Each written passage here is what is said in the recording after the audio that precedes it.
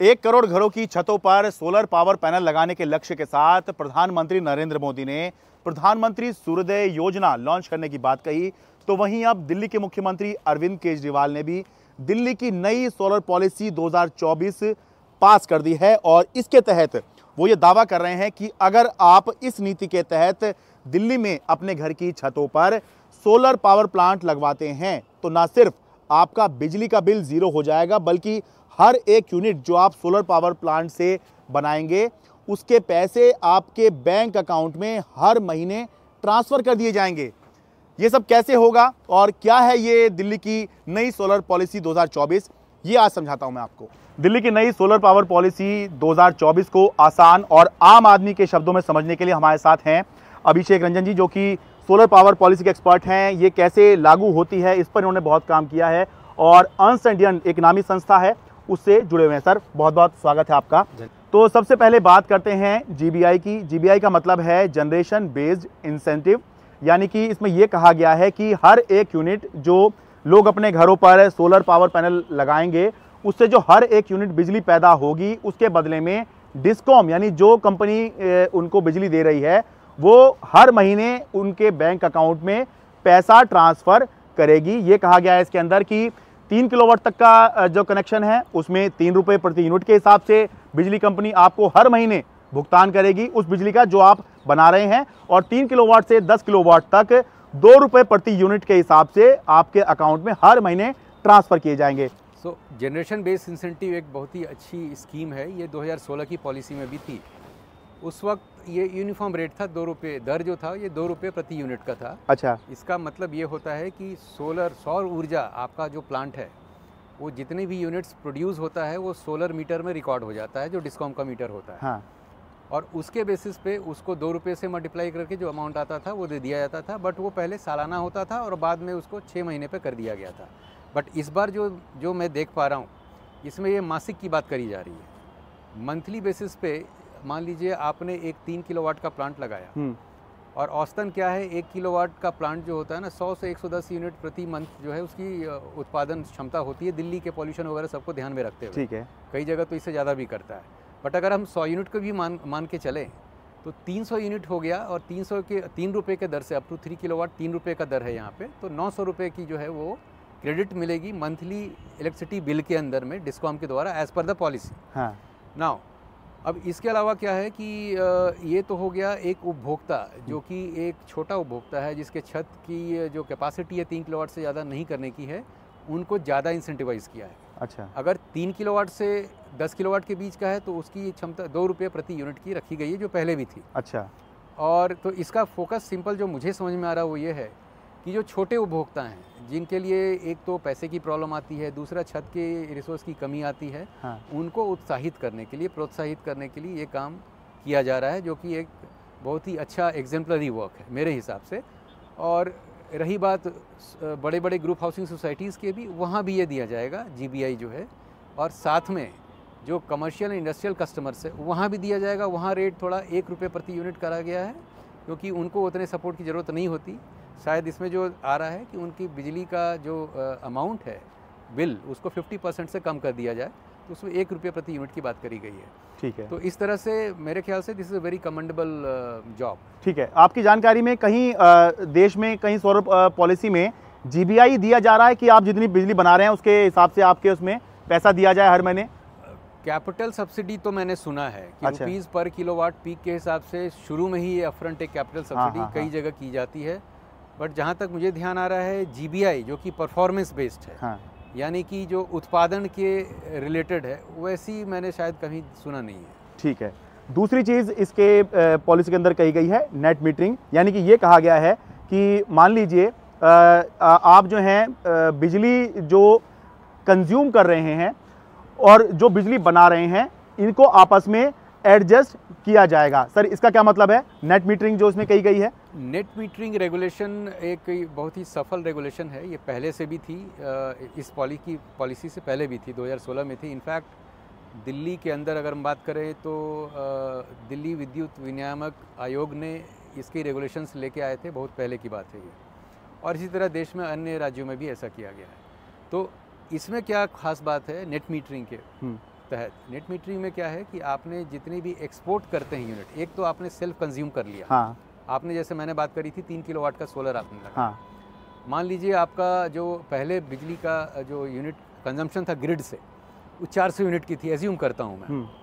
तो उसमें मान लीजिए आपने पैदा किया 300 यूनिट सोलर से, तो आपका जो कंजम्पशन फ्रॉम ग्रिड हो गया 400 माइनस 300 दैट इज 100 यूनिट। ठीक है। तो इमीडिएटली क्या हो गया, आपने एक स्लैब से, ऊपर वाले स्लैब से आप नीचे में आ गए। हाँ। तो उससे स्लैब रिलेटेड बेनिफिट जितनी मिल गई वो आपको मिल गई। नेट मीटरिंग का पहला बेनिफिट ये होता है स्लैब बेनिफिट। तो जैसा आप कह रहे हैं कि अगर किसी की कंजम्पशन 400 यूनिट की है और उसने 300 यूनिट जो है ये सोलर पावर पैनल से बना दिया है, तो इस हिसाब से उसकी जो उसका बिलिंग होगी वो सिर्फ 100 यूनिट का होगा। 100 यूनिट का होगा। तो 100 यूनिट तो दिल्ली के अंदर 200 यूनिट तक जो बिजली है वो मुफ्त है। तो इसका मतलब जो जीरो बिल की बात कह रहे हैं मुख्यमंत्री, वो इसी थ्योरी के तहत कह रहे हैं शायद। हाँ बिल्कुल। तो इसमें अगर उनका ग्रिड से कंजम्पशन 200 के नीचे आ गया, हाँ, because of their own solar rooftop production, तब तो डेफिनेटली मेरे हिसाब से, मेरी जो समझ है उसके हिसाब से वो उस दायरे में आता है। हाँ। और उस कंज्यूमर को ये जो दिल्ली में स्कीम चली हुई है कि 200 यूनिट के अंदर अगर कंजम्पशन है मंथली, हाँ, तो आपके बिजली दर में छूट मिलेगी, बिजली का बिल कम हो जाएगा या जीरो हो जाएगा, वो बेनिफिट मिलेगा मेरे ख्याल से। ठीक है। तो एक वही जो बात कह रहे हैं कि एक तरफ जीरो बिल होगा, दूसरी तरफ जो आपने बिजली प्रोड्यूस करी है उसके अगेंस्ट में आपको जो है वो इंसेंटिव दिया जाएगा। जैसे कि अगर ये माने कि 400 यूनिट जो है आपकी कंजम्पशन है, तो दिल्ली के अंदर जो बिल बनता है आपका वो लगभग 1600 रुपये के आसपास मेरे ख्याल से बनना चाहिए। 1600 रुपये के मान कर चलते हैं, और 900 रुपये हमने माना कि प्रोडक्शन हो रही है 3 किलोवाट का अगर लगाया हुआ है जी।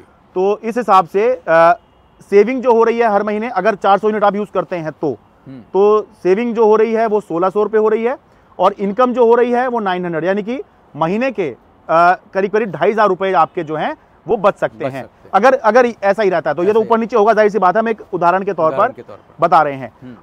इसके अंदर एक और चीज़ बताऊं कि केंद्र सरकार जो है वो जो पॉलिसी चला रही है उसमें 18,000 रुपये प्रति किलोवाट के हिसाब से 3 किलोवाट तक सब्सिडी दे रही है। ठीक ऐसे ही दिल्ली सरकार 2,000 रुपये प्रति किलोवाट के हिसाब से सब्सिडी दे रही है, वो 5 किलोवाट तक दिल्ली सरकार दे रही है। तो सर कुल मिला के जो सब्सिडी हो जाती है वो करीब इंस्टॉलेशन के लिए 20,000 रुपये हो जाती है पर किलोवाट। तो सर एक आइडिया समझाइए हमें। ये तो हमने रनिंग का समझ लिया कि भाई आपके पैसे भी बच सकते हैं, बिल भी जीरो हो सकता है, इनकम भी हो सकती है। लेकिन ये जो आप पावर प्लांट लगवाते हैं ये बहुत महंगा होता है, तो लगवाने की कॉस्ट भी तो है इसके अंदर। तो ये हम कब तक इसको जो है एक ऐसे लेवल पे आ सकते हैं ताकि हम ये कहें कि हाँ लगवाने की कॉस्ट भी कवर हो गई और अब सब फ्री ही चल रहा है? थोड़ा आसान शब्दों में वो समझाइए। बिल्कुल। तो अगर हम सब्सिडी, कैपिटल सब्सिडी चाहे केंद्र सरकार की हो या दिल्ली सरकार की हो, उसको अगर किनारे करते हैं मार्केट रेट में, अगर मैं और आप जाएँ आज खरीदने के लिए, हाँ, तो डिपेंडिंग अपॉन साइज़ की, अगर ज़्यादा वॉल्यूम है तो रेट कम मिलता है, थोड़ा छोटा है तो ज़्यादा रेट मिलता है। 45 से 50,000 रुपये पर किलोवाट पीक के हिसाब से रेट अभी मार्केट में चल रहा है। ठीक है, करीब करीब। ठीक है, ऊपर नीचे स्टेट के हिसाब से होता है। हाँ। अब उदाहरण के लिए अगर हम मान लेते हैं कि 45,000 रुपये पर किलोवाट पीक है, तो 3 किलोवाट का जो है 3 गुना 45,000 रुपये की लागत आएगी। अच्छा, यानी कि 1,35,000 रुपये का आप 3 किलोवाट का सोलर पावर प्लांट अपने घर की छत पे लगवा सकते हैं। सही कह रहे हैं? बिल्कुल। हाँ। आप इतने का लगवा सकते हैं। अब हाँ। इसमें क्या है, 3 किलोवाट पे दिल्ली सरकार की 2,000 पर किलोवाट और केंद्र सरकार की 18,000 रुपये पर किलोवाट, मतलब टोटल 20,000 रुपये पर किलोवाट पीक के हिसाब से टोटल सब्सिडी बन गई, आप केपेक्स सब्सिडी बन गई आपकी 60,000 रुपये की। ठीक है, 20,000 गुना 3, 60,000 रुपये की। तो आपकी लागत जो टोटल नेट लागत आई, मतलब आपकी, मतलब जो कंज्यूमर है वो है 1,35,000 माइनस 60,000, तो करीब आ गई 75,000। हाँ। तो अब 75,000 की देखें, और आपने जो जैसा पहले कहा कि औसतन करीब करीब इनकी जो सेविंग आएगी करीब 2,500 रुपये, हाँ, जो है वो है। हाँ, सेविंग प्लस इनकम, ये 2,500 रुपये हर महीने लगभग बच सकते हैं, जो एक हिसाब लगाया हमने। हाँ। तो अगर आप 75,000 रुपये जो है, अगर 2,500 से पेबैक, सिंपल पेबैक की बात करता हूँ मैं, अभी एनपीवी की बात नहीं करता, you not talking about NPV, simple payback की बात करूँ मैं अगर, तो 75,000 बाई 2,500 करते हैं तो करीब करीब 30 महीने से कम, करीब 25 महीने के आसपास आता है।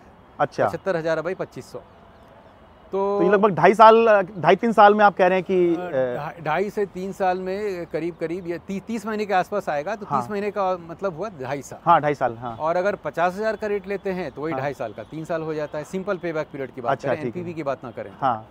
तो औसतन आप देखें तो 2.5 से 3 साल में आपका पे बैक हो जाता है फॉर योर सीड कैपिटल। बाकी तो कैपिटल सब्सिडी सरकार ने दे ही दी है। हाँ। और इसके अलावा जैसा मैं पॉलिसी में पढ़ पा रहा हूँ कि ये सब्सिडी GBI जो है ये 5 साल तक लागू रहेगी। हाँ। तो उस पे बैक पीरियड के 2 साल के बाद तक भी GBI आपको मिलता रहेगा और 3 साल के बाद आपका पूरा पावर प्लांट एक तरह से फ्री हो गया। हाँ। राइट। ये 3 का अगर मान लो 4 साल भी हो जाता है तब तो भी आपके पास काफ़ी बचा हुआ है। बचा ही हुआ है। हाँ। और इसके बाद आपका जो ये 1600 रुपये जो अगर आपकी कंजम्पशन खपत है, ग्रिड के रेट अगर नहीं बढ़ते जो रेट अभी चल रहे हैं, हाँ हाँ, वो 1600 रुपये का जो आपकी बचत है वो तो हमेशा चलती रहेगी, क्योंकि इनका जो लाइफ होता है करीब 25 साल का होता है। अच्छा। सोलर प्लांट का। हाँ, इसमें करीब 10 साल के बाद इन्वर्टर की कॉस्ट कुछ आती है, रिप्लेसमेंट वगैरह की, बट जो सेविंग्स आएगी उसी में से वो सारा निकल आएगा, अलग से लगाने की ज़रूरत नहीं पड़ेगी उसमें। तो कहने का मतलब इनकी बिजली की जो बचत आ रही है करीब 1600 रुपये पर मंथ के हिसाब से, हाँ हाँ, वो आपके 3 साल के बाद भी वो चलता ही रहेगा, प्रोवाइडेड कि ये सोलर पैनल उत्पादन करता रहे। इसकी गारंटी करीब 25 साल की होती है। अच्छा, और मेंटेनेंस वगैरह ठीक ठाक से होती रहे। मेंटेनेंस की कॉस्ट भी मुझे लगता है कि ज़्यादा कुछ नहीं होता इसमें। जनरली क्या होता है ना, ये सॉइलिंग का इम्पैक्ट होता है। अच्छा, सॉइलिंग मतलब जैसे धूल आ गई, बारिश हो गई, अच्छा, या कबूतर या चिड़िया बैठ करके उन्होंने बीट कर दिया, हाँ। वो सब चीज़ें हैं। तो आपको दिल्ली जैसे शहर में आपको थोड़ा सप्ताह में एक बार उसका साफ पानी से धो करके, अच्छा, खुद ही धो सकते हैं? खुद ही धो सकते हैं, एम्प्लॉय कर दिया और किसी को कर दिया। अच्छा। वैसे तो इसमें जब आप लगाएंगे तो 5 साल की गारंटी देंगे। अच्छा, तो वो वेंडर भेजेंगे बंदे। अच्छा, सर्विसिंग के लिए भी वही भेजेंगे? पहले 5 साल तो तो वही उसके लिए आपको पैसे नहीं देना होता? आपको पैसे वो उसमें इंक्लूडेड है 5 साल। अच्छा, 5 साल में नहीं है, 5 साल के बाद में जैसे गाड़ी भी लेते हैं, हाँ। तो कुछ साल उसका वारंटी पीरियड चलता है, उसकी फ्री सर्विस चलती है, तो वैसा ही है इसका भी। जैसे आपने गाड़ी के लिए, आप सोसाइटी में रहते हैं, ऐसे भी रहते हैं, आपने गाड़ी धोने के लिए आदमी रख रखे होंगे, हाँ। महीने का आप उसको कुछ देते होंगे, 200-300 जो भी होगा रेट, उस हिसाब से आप अपने यहाँ, इसमें सिंपल है, मेंटेनेंस ज़्यादा कुछ होता नहीं।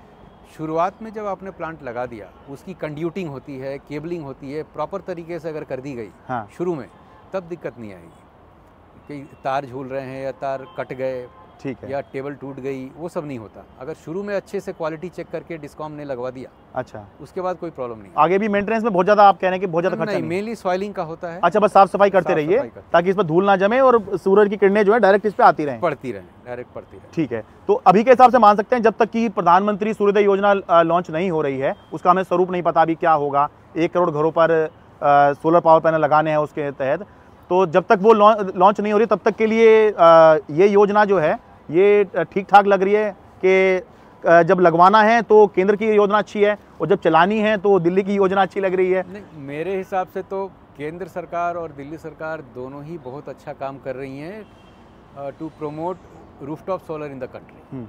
और जैसा हमने अभी डिस्कशन भी करा कि केंद्र सरकार और दिल्ली सरकार दोनों की कैपिटल सब्सिडी मिला करके ये सारे बेनिफिट आ रहे हैं। हाँ। तो हमें दोनों में कंपैरिजन नहीं करना चाहिए। हमें तो क्या है कि दोनों को यूज़ करते हुए कैसे आगे बढ़ें। हाँ। अल्टीमेटली जनता का फ़ायदा हो रहा है। तो दोनों सरकारें का इतनी अच्छी स्कीम आई है, उनका हाँ। भी अपना स्कीम है, दिल्ली सरकार की सोलर पॉलिसी इतनी बढ़िया आ गई है। हाँ। तो इन दोनों को मिला करके हम कैसे आगे बढ़ें उस पर ध्यान देना है। तो दोनों ही अच्छी हैं मेरे हिसाब से। ठीक है, तो दिल्ली सरकार ने ये लक्ष्य रखा है कि 2027 तक दिल्ली में जो कुल पावर कंजम्पशन हो रहा है इसमें जो है 20% जो है योगदान सोलर पावर का होना चाहिए। इसीलिए ये जो सोलर पावर है इसको प्रमोट किया जा रहा है। और न केवल दिल्ली सरकार, केंद्र सरकार भी प्रमोट कर रही है, क्योंकि आने वाले समय में आबादी बढ़ रही है, अर्थव्यवस्था बढ़ रही है, तो जो ज़रूरत है वो भी बढ़ रही है। तो आपको जो पारंपरिक स्रोत हैं उनसे अलग जाना ही होगा। इसीलिए सोलर पावर जो है ये सस्ती भी मानी जा रही है, बस थोड़ा सा खर्चा है इसका ज़्यादा शुरू में लगवाने का। तो उसके लिए जो है सरकारें अपना प्रयास कर रही हैं और उसके बाद कैसे इसको चलाना है उसके लिए भी पॉलिसी ये बनाई जा रही है। दिल्ली से अपने कैमरा सहयोगी सुधीश कुमार राम के साथ मैं शरद शर्मा, NDTV मीडिया।